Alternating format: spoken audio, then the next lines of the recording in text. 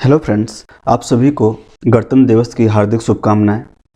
आज का जो वीडियो है ये 26 जनवरी के लिए ही है कि हमारे भारतीय संविधान ने 26 जनवरी को ही क्यों चूज किया कि भारत का संविधान 26 जनवरी को लागू किया जाए, जबकि यह पहले ही बनकर तैयार था। नवंबर में ही बन गया। नवंबर 1949 में रेडी था हमारा संविधान, बट इसको डिले करके 2 महीने बाद 26 जनवरी को लागू किया गया।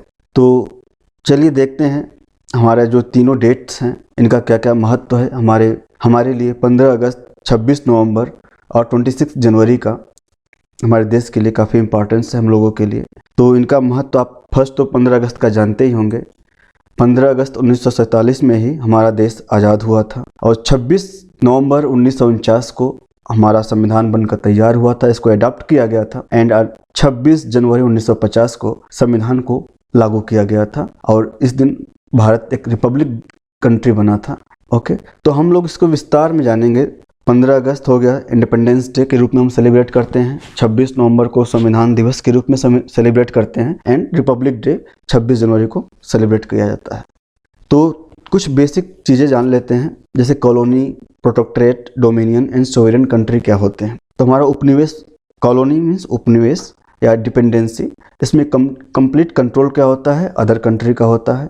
ओके, तो हम लिटिल बिट थोड़ा सा हिस्ट्री जान लेते हैं, उसके बाद मैं आपको डिटेल में बताता हूँ आगे। उपनिवेश देख लीजिए। उपनिवेश क्या होता है, जब हमारा पर्टिकुलर जो शासन है यहाँ पर जो भी राजनीतिक फैसले हों या फिर इकोनॉमिकल फैसले हों, व्हाटएवर जो भी फैसले हैं वो एक दूसरा देश लेता है। जैसे कि 15 अगस्त 1947 के पहले इंडिया एक कॉलोनी था, उपनिवेश था यूके का, ब्रिटिश का। ओके, सेकेंड होता है प्रोटेक्टोरेट, मतलब संरक्षित राज्य। संरक्षित राज्य में क्या होता है, 2 स्टेट मान लीजिए हैं और आपका जो स्टेट S1 है, लेट्स कि आपका छोटा स्टेट है, कोई छोटा देश है, वो संसाधन उसके पास बहुत कम है, खुद की सुरक्षा करने की पावर उसके पास नहीं है, तो क्या कर देता है, किसी दूसरे देश के आधिपत्य मतलब अधीन हो जाता है। जैसे कि वो उसका S2 का संरक्षित राज्य बन जाता है। तो S2 क्या करेगा, इसका जो भी डिफेंस रहेगा उसका डिफेंस की जिम्मेदारी S2 की हो जाएगी और इसके बदले ये जो एक्सटर्नल अफेयर्स होते हैं, जो बाहरी संबंध होते हैं, दूसरे देशों से जो संबंध होते हैं, राजनीतिक संबंध, वो किसके पास रहेगा, S2 का। तो जो भी राजनीतिक संबंध या जो भी विदेशी संबंध, विदेशी मामले S2 के रहेंगे, वो सेम टू सेम S1 का भी मान लिया जाएगा। जो इसके फैसले रहेंगे वो फैसले इसके मान लिए जाएंगे। तो S1 एक तरह से संरक्षित राज्य हो जाता है S2 का। तो इसका जो डिफेंस एंड एक्सटर्नल जो फैसले रहेगा, एक्सटर्नल अफेयर्स मतलब जो विदेशी फैसले, विदेश नीति रहेगी, वो S2 की रहेगी और बाकी वो इंटरनली इंडिपेंडेंट है, अपने अंदर जो भी नियम कानून बनाना चाहता है उसके लिए वो स्वतंत्र है। तो इसको बोलते हैं संरक्षित राज्य या प्रोटेक्टोरेट। जैसे कि जो हमारा सिक्किम राज्य है आज, ये 1975 मई 1975 में इसका विलय हो गया था और भारत का ये 22वां राज्य बना था। उसके पहले सिक्किम एक मोनार्की था, मोनार्की मतलब राजतंत्र, वहाँ पर राजा का शासन था और वो भारत का संरक्षित राज्य था। मतलब अगर सिक्किम पर अटैक होता तो उसकी जिम्मेदारी, उसकी सुरक्षा की जिम्मेदारी भारत लेता। तो इस तरह से संरक्षित राज्य होते हैं। और तीसरा होता है डोमिनियन। डोमिनियन में मतलब मान लीजिए एक स्टेट S1 है, एक 2 S2 है। जैसे यहाँ पर ये तो पूरा इसका डिफेंस मामला, एक्सटर्नल अफेयर्स, इस केस में प्रोटेक्टोरेट में क्या था कि S2 के पास था, लेकिन यहाँ पर ऐसा नहीं होता है। S1 इंडिपेंडेंट है, वो अपना डिफेंस भी खुद से, उसके पास खुद का डिफेंस रहेगा, खुद का उसका विदेशी नीति होती है, विदेशी मामले खुद फैसले लेता है। लेकिन नाम मात्र का जो उसका एक स्टेट का जो हेड रहेगा वो S2 का हेड रहेगा। मतलब जो भी इसका S2 का जो हेड है, दूसरे देश का जो हेड है, उसका जो शासन हो गया, जैसे क्राउन हो गया या फिर जो प्रेसिडेंट हो गया, वो नाम मात्र के लिए इस पर्टिकुलर S1 कंट्री का भी हेड रहेगा। तो इसको बोलते हैं डोमिनियन। जो हेड है वो S2 का हेड, S2 का जो हेड है वही हेड S1 के लिए भी है। ऑल्दो S1 इंडिपेंडेंट है, सभी मामलों के लिए वो इंडिपेंडेंट है, विदेश नीति के लिए, एक्सटर्नल अफेयर्स के लिए वो इंडिपेंडेंट है, अपना कोई भी नियम कानून बनाने के लिए वो इंडिपेंडेंट है, अपनी सिक्योरिटी के लिए, सेफ्टी के लिए, अपने डिफेंस के लिए, सभी के लिए। नाम मात्र का उसका जो हेड रहेगा वो कौन रहेगा, S2 का हेड रहेगा। ओके, इसको बोलते हैं डोमिनियन। मतलब S1 डोमिनियन है S2 का। और सोवरेन कंट्री या संप्रभु देश, इसमें कोई लेना देना नहीं है। S1 S2 से कंप्लीटली इंडिपेंडेंट है। इसका S1 का जो हेड रहेगा वो खुद उसका हेड उसका ही रहेगा और इसका S2 से कोई भी लेना देना नहीं है। फुली इंडिपेंडेंट कंट्री होता है, इसको सोवरेन कंट्री बोलते हैं। ओके, जो भी उसके फैसले लेने हो, चाहे वो डिफेंस हो, एक्सटर्नल हो, इकोनॉमिकल हो, पॉलिटिकल हो, everything they can choose independently. तो इसको सोवरेन कंट्री बोलते हैं। ठीक, तो एक हल्का सा डिफरेंस आप लोग जान गए। कॉलोनी मतलब कंप्लीटली डिपेंड करता है अदर कंट्री पर, दूसरे कंट्री पर डिपेंड रहेगा उसका सभी फैसले, चाहे राजनीतिक हो, इंटरनल हो, एक्सटर्नल हो, कोई भी। संरक्षित राज्य में क्या होता है, संरक्षित राज्य में उसके जो डिफेंस होता है, जो सुरक्षा होता है, जो विदेश नीति होती है दूसरे देश के हाथ में होती है, बाकी वो इंटरनली कंप्लीटली फ्री है अपना कोई भी निर्णय लेने के लिए। डोमिनियन में क्या होता है, ये कंप्लीटली फ्री है, चाहे उसका कोई भी निर्णय हो, चाहे विदेश नीति हो, चाहे इंटरनल नीति हो, उसका डिफेंस और सिक्योरिटी सभी के लिए मामलों में वो फ्री है। लेकिन नाम मात्र के लिए जो उसका हेड रहेगा, हेड ऑफ द स्टेट, और दूसरे देश का जो हेड रहेगा वही रहेगा। और जो सोवरेन कंट्री है इसमें आपका जो है वो इंडिपेंडेंट, कंप्लीट इंडिपेंडेंट है, फुल इंडिपेंडेंट है। इसका एक खुद का हेड रहेगा, खुद की सारे नीति, विदेश नीति, इंटरनल नीति सभी कुछ इसी का रहेगा। तो एक बेसिक डिफरेंस हो गया। तो before 15 August 1945 India was a colony of British. तो यह भारत जो था ब्रिटेन का उपनिवेश था। उसके बाद क्या हुआ, 1947 में उसको आज़ादी मिलती है, 15 अगस्त 1947 में। ये किसके थ्रू है, यहाँ पर एक इंडियन इंडिपेंडेंस एक्ट जो कि लागू किया गया था 15 अगस्त 1945 को, और इसको पास किया गया था ब्रिटेन पार्लियामेंट में। ओके, तो 15 अगस्त को भारत को आज़ादी मिल गई। और आज़ादी से पहले ही जो भारत का संविधान है उसके लिए तैयारियां चलने लगी थी। भारत का जो संविधान सभा था उसका गठन कर लिया गया था। ओके, इसकी और पहली जो मीटिंग थी संविधान सभा की वो 9 दिसंबर 1946 को आपका हुआ था। ये कहाँ हुआ था, कॉन्स्टिट्यूशनल हॉल न्यू दिल्ली में हुआ था, नई दिल्ली में ही हुआ था इसका फर्स्ट मीटिंग। ओके, 9 दिसंबर 1946, जिसका कि टेम्पोररी चेयरमैन थे डॉक्टर सच्चिदानंद सिन्हा, फर्स्ट मीटिंग के लिए थे। और उसके बाद जो ऑनवर्ड जितनी भी मीटिंग हुई उसकी अध्यक्षता आपका डॉक्टर राजेंद्र प्रसाद ने किया, वो परमानेंट प्रेसिडेंट थे संविधान सभा के। ओके, तो संविधान सभा स्टार्ट हो गया, संविधान बनने लगा और ये बनकर तैयार हो गया था। इसको अडॉप्ट कर लिया गया था 26 नवंबर 1949। ओके, 26 नवंबर 1949 को इसको अडॉप्ट किया गया।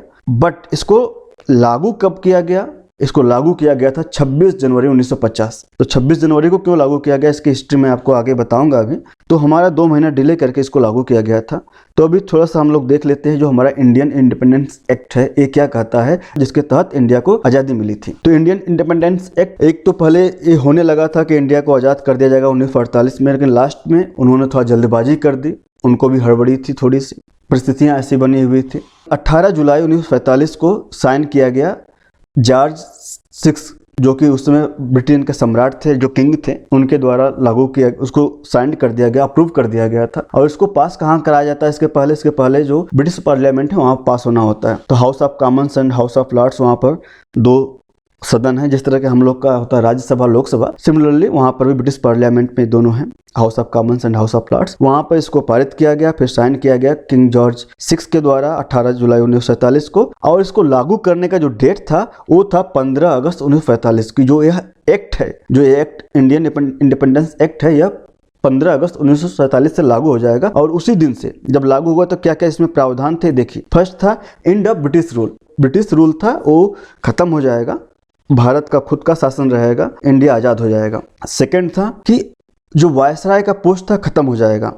इसके पहले क्या होता था, 1947 के पहले जो भारत में 2 होते थे, एक वायसराय होता था, दूसरा होता था गवर्नर जनरल। तो वायसराय क्या था, ये जो ब्रिटिश सम्राट होता था उसका प्रतिनिधि था, मतलब उसका आदमी था। जिस तरह से आप देखते होंगे जैसे प्रेसिडेंट का जो आदमी होगा, इसमें जो सेंटर का आदमी हो, राज्यपाल सभी स्टेट में होता है ना, सिमिलरली तो वायसराय मतलब कि वो जो ब्रिटिश क्राउन है उसका प्रतिनिधि या उसका जो नेतृत्व कर रहा है यहाँ पे इंडिया में, वो वायसराय हुआ।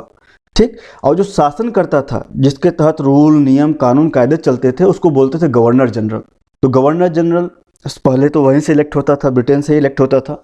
ओके, लेकिन इस रूल के तहत क्या किया गया, वायसराय को हटा दिया गया था और जो गवर्नर जनरल था उसको बोला गया कि elected by the cabinet of India. जो भारत की सरकार रहेगी वो चूज करेगी, वो चुनाव करेगी कि किसको बनाया जाए, और वो भेजेगी किसके पास, भेजेगी ब्रिटेन में, क्राउन के पास। अगेन क्राउन अभी गया नहीं है, अभी भी है। तो वहाँ पर जो राजा रहेगा, जो किंग रहेगा, उसको साइन कर देगा, तो फिर उसकी नियुक्ति हो जाएगी गवर्नर जनरल की। ठीक। लेकिन इलेक्ट कौन करेगा? जो भारत की सरकार है वही इलेक्ट करेगा।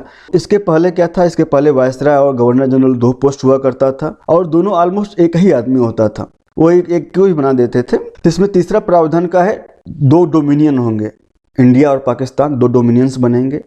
ओके, अभी सोवरेन कंट्री की बात नहीं हो रही, 2 डोमिनियन की बात हो रही है, तो 2 डोमिनियन का निर्माण होगा। And the next point was government of India act 1935, मतलब जो भारत का शासन होगा, इसके पहले तो ब्रिटिश रूल था, अब तो खत्म। 15 अगस्त के बाद शासन कैसे चलेगा? अभी भारत के पास सरकार ही नहीं है, मतलब अभी संविधान सभा बना है, बैठा हुआ है, संविधान बनाएगा तब तो संविधान के तहत अपना भारत देश चलेगा। तब अब उसके एब्सेंस में क्या था? ये था कि जो भारत का शासन रहेगा वो गवर्नमेंट ऑफ इंडिया एक्ट 1935 के तहत चलेगा, जो भारतीय अधिवेशन 1935 जो आपका है उसके तहत 1935 में लागू किया गया था। तो हमारा जो अभी प्रेजेंट टाइम का जो संविधान है उसमें से देखेंगे, जो संविधान जब बना था तो उसमें 395 आर्टिकल्स थे, अनुच्छेद थे।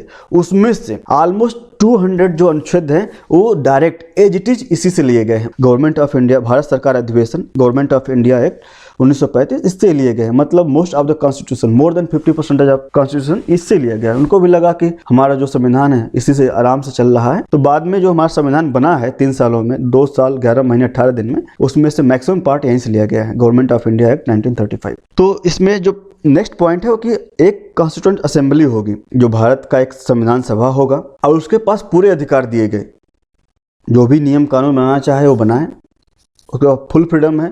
तो इतना फ्रीडम है कि बाद में चाहे तो वो जो ये इंडियन इंडिपेंडेंस एक्ट 1945 उसको भी खारिज कर दे, गवर्नमेंट ऑफ इंडिया एक्ट 1935 उसको भी खारिज कर दे। यहाँ तक, इस हद तक उसके पास पूरा फ्रीडम था, कोई भी फैसला, कोई भी निर्णय, कोई भी नियम खुद से इसके पास बनाने का क्षमता था। तो अभी हम फिर चलते हैं आगे।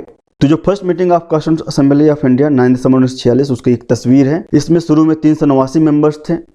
ओके, आपका जो पहला अधिवेशन देख रहे हैं ये आज़ादी से पहले की बात है, 9 दिसंबर 1946 का ही है। और जब 15 अगस्त 1947, मतलब उसके पहले 14 अगस्त को आपका पाकिस्तान अलग हो गया, तो जो इसमें से जो मेंबर्स थे, कुछ मेंबर्स पाकिस्तान में चले गए, तो जो भारत में बचे वो 299 मेंबर थे, जिन्होंने मिल करके भारत का संविधान लिखा, संविधान बनाया। ओके, और जब संविधान लागू करने की बारी आई थी, जब लिखा गया, कंप्लीट हुआ था, उस समय तक 15 मेंबर एक्सपायर कर गए थे और 284 मेंबर बचे थे। तो 284 मेंबर्स ने इस पर सिग्नेचर किया था।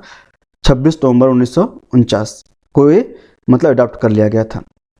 ओके, तो देख लेते हैं लिटिल बिट हमारा जो कॉन्स्टिट्यूशन असेंबली था उसके बारे में। इसमें 13 समितियां थी, 13 कमेटी थी, जिसमें से जो मेन कमेटी थी वो ड्राफ्टिंग कमेटी थी, प्रारूप समिति, और उसका जो अध्यक्ष या चेयरमैन थे वो डॉक्टर B.R. अम्बेडकर थे।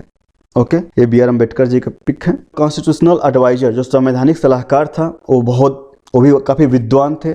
2 विद्वान थे, एक B.R. अम्बेडकर और B.N. राव, काफ़ी उच्च दर्जे के विद्वान थे जो हमारे संविधान सभा में थे।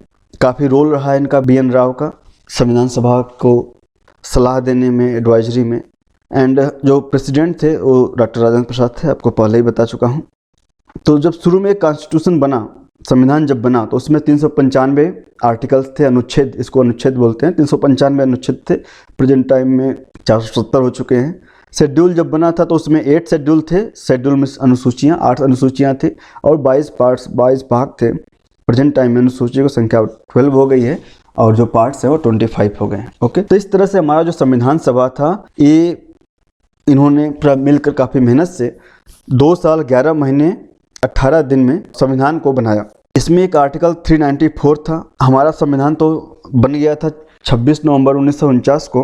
आर्टिकल 394 क्या कहता है? फ्यू प्रोविजंस, कुछ जो नियम रहेंगे इम्प्लीमेंटेड इमीडिएटली, तुरंत प्रभाव से लागू हो जाएंगे। जैसे जो सिटीजनशिप थे, जो आर्टिकल 5 से 9 था, एक्चुअली ये 511 है, लेकिन जो लागू हुआ था उस समय तुरंत प्रभाव से ही 26 नवंबर से ही लागू हुआ था, वो था आपका सिटीजनशिप आर्टिकल 5 to 9।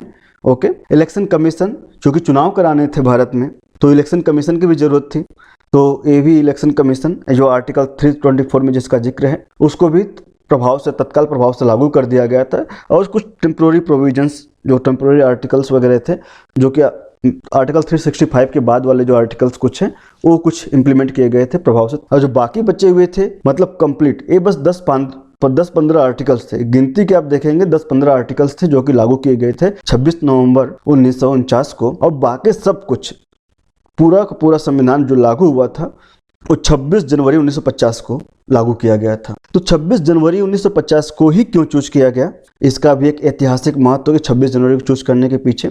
अब देख लीजिए ये आर्टिकल 395 जो उस समय का लास्ट आर्टिकल था, उसमें क्या किया गया था, रिपील मतलब रद्द किया गया था इंडियन इंडिपेंडेंस एक्ट 1947 और government of India act 1935। Already जो हमारा जो उसमें इस जो इंडियन इंडिपेंडेंस एक्ट में लिखा गया था कि आप उसको अबोलिश भी कर सकते हैं। इसके तहत अभी जो हम लोग को ये आज़ादी मिला था उसको अबोलिश करने का जो पूरा पावर था कॉन्स्टिट्यूशन असेंबली में था, तो उसको यहाँ पर इन्होंने क्या किया है, आर्टिकल 395 के तहत इन्होंने इसको पूरा कंप्लीटली अबोलिश कर दिया, रद्द रिपील कर दिया। और जो गवर्नमेंट ऑफ इंडिया एक्ट है वो 1935 जिसके तहत बीच का जो शासन चला था उसको भी इन्होंने रद्द कर दिया। तो अब भारत का खुद का ये कब होगा, ये रद्द कब होगा, जैसे ये हमारा संविधान लागू होगा, कॉन्स्टिट्यूशन जो है लागू होगा, इंप्लीमेंट होगा। तो इंप्लीमेंट कब हुआ था, ये हुआ था 26 जनवरी 1950 को। तो 26 जनवरी 1950 को ये दोनों जो आर्टिकल्स थे, ये दोनों जो एक्ट थे, ये रद्द हो गए थे। ओके। तो अभी हेड ऑफ द स्टेट कौन था, अब देख लेते हैं। जो 1947 से लेकर 1950 के बीच में जो हेड ऑफ द स्टेट कैसे कैसे थे। जो लॉर्ड माउंटबेटन थे 14 अगस्त तक हमारे क्या थे, वायसराय भी थे, गवर्नर जनरल भी थे जो ब्रिटिश के चुन करके आए हुए थे। 15 अगस्त को क्या हो गया, 15 अगस्त 21 जून 1948 तक लॉर्ड माउंटबेटन को ही गवर्नर जनरल बनाए रखा गया। आल्दो जो चुनाव इनका जो इलेक्ट की थी भारतीय सरकार, जो यहाँ पर कैबिनेट था उन्होंने ही किया था, क्योंकि उसमें ट्रांजिशन पीरियड था। जब एक सत्ता का हस्तांतरण होता है, जब एक सरकार एक से दूसरे सरकार में तब्दील होती है तो एक ट्रांजिशन पीरियड होता है, तो उसको अच्छे से सहूलियत से उसको कर पाएँ उसके लिए ज़रूरी होता है कुछ चीज़ें पीछे जो चली जा रही हैं उसको चलने देना चाहिए। तो उन्होंने ऐसा ही किया, कुछ टाइम के लिए उन्होंने लॉर्ड माउंटबेटन को ही अपना गवर्नर जनरल बनाए रखा। ओके। बाद में सरकार ने चक्रवर्ती राजगोपालाचारी को चुन करके भेजा।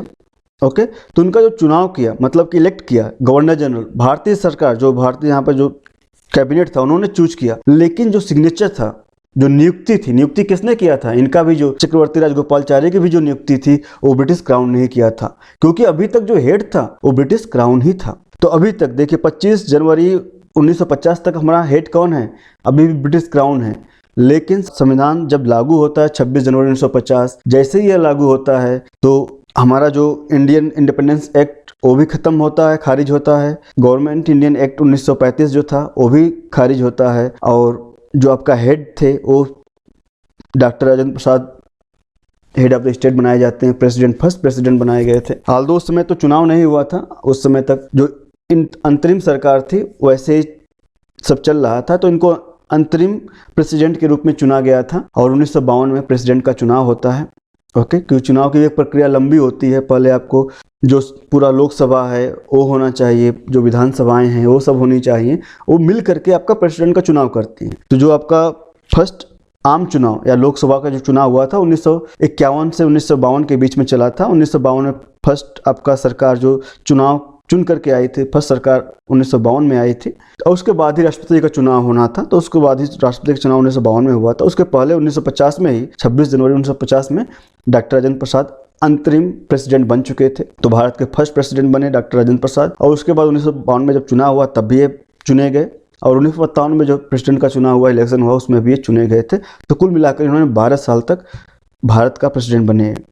ओके। तो अभी हेड ऑफ स्टेट क्या हो गया, डॉक्टर राजेंद्र प्रसाद हो गए। Sovereignty in the hand of people of India, जो हमारा भारत का संविधान है जो उसकी प्रस्तावना उसमें लिखा गया we the people of India, हम भारत के लोग। तो क्या हो गया, एक तरह से सॉवरेनिटी है जो कि अब भारत के अधीन हो गई। अब भारत के जो लोग हैं उनके अधीन, जनता के अधीन हो गई, जनता के हाथों में आ गई। और जो अपना हेड था अब वो ब्रिटिश क्राउन नहीं रहा, अब डॉक्टर राजेंद्र प्रसाद उस समय हेड हो गए, हेड ऑफ द स्टेट हो गए। और इस तरह से हमारा जो रिपब्लिक था, भारत एक रिपब्लिक कंट्री बना। तो अब बात रह गई है 26 जनवरी को ही क्यों चूज किया गया कि हमारा जो संविधान है वो 26 जनवरी को ही क्यों लागू किया जाएगा। तो इसका एक अपना ऐतिहासिक महत्व है, वह 26 जनवरी। तो उसका एक ऐतिहासिक महत्व देखते हैं। हमारा 31 दिसंबर 1929 को एक लाहौर में अधिवेशन हुआ था, लाहौर अधिवेशन हुआ था, जिसकी अध्यक्षता पंडित जवाहरलाल नेहरू ने की थी। ठीक है। और उस समय जो जवाहरलाल नेहरू एंड सुभाष चंद्र बोस, ये लोग काफ़ी अच्छे मित्र भी थे, और इन लोग की जो विचार थे काफ़ी मैच भी करते थे। और इनका जो डिमांड था कि हमको पूरी तरह से आज़ादी चाहिए, उस समय जो तत्कालिक कुछ जो नेता लोग थे उनका ये भी विचार था कि अगर हमको जो ब्रिटिश है अगर डोमिनियन का भी दर्जा दे दे तो भी हमारा काम चल जाएगा, हम स्वीकार कर लेंगे। लेकिन नहीं, पंडित जवाहरलाल नेहरू, सुभाष चंद्र बोस और बाकी कुछ नेताओं का ये विचार था कि हमको पूर्ण स्वराज ही चाहिए। तो ये 31 दिसंबर की रात को इन्होंने फिर अपना स्पीच दिया था पंडित जवाहरलाल नेहरू। उन्होंने बोला था, पूर्ण स्वराज का डिमांड रखा था कि हमको कंप्लीट इंडिपेंडेंस चाहिए, पूरा का पूरा स्वराज चाहिए। और उन्होंने ये बोला कि अब जो आने वाला जो मंथ है, जो जनवरी मंथ है, उसका जो लास्ट संडे रहेगा, last Sunday off the month, जैसे 26 जनवरी जो लास्ट संडे है, उस दिन हम लोग ब्रिटिश से अपनी आज़ादी छीन लेंगे, अपनी आज़ादी ले लेंगे, आज़ाद हो जाएंगे, इंडिपेंडेंस हो जाएंगे।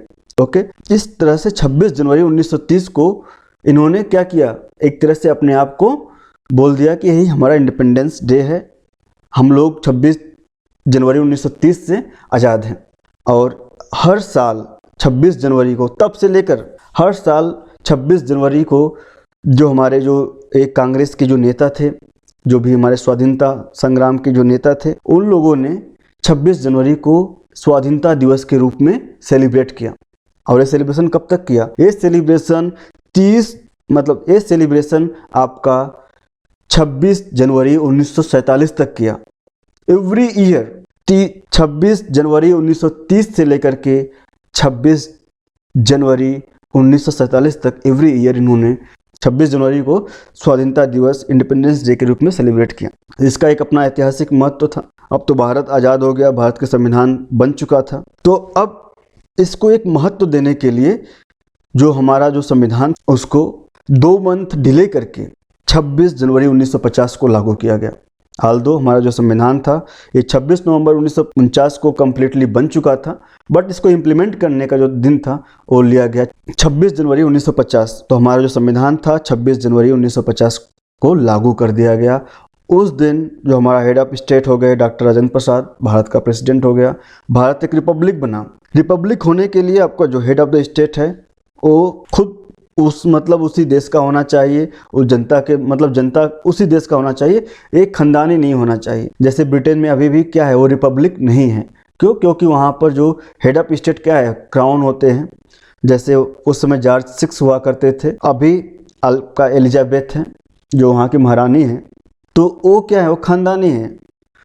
तो उनका चुनाव नहीं होता है, वो जनता के हाथ में नहीं है, तो वो क्या है, रिपब्लिक नहीं है। Aldous British is a democratic country but not a republic country. But Bharat हमारा क्या है, एक रिपब्लिक नेशन है।